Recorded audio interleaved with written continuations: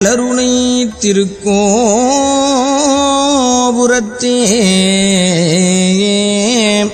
அந்த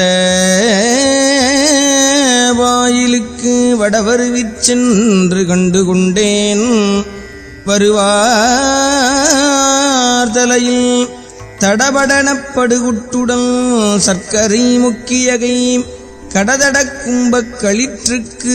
இளைய களிற்றினையே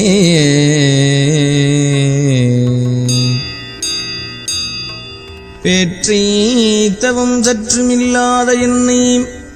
பிரபஞ்சம் என்னும் சேற்றை கழிய வழிவிட்டவா செஞ்சடாடவி மேல்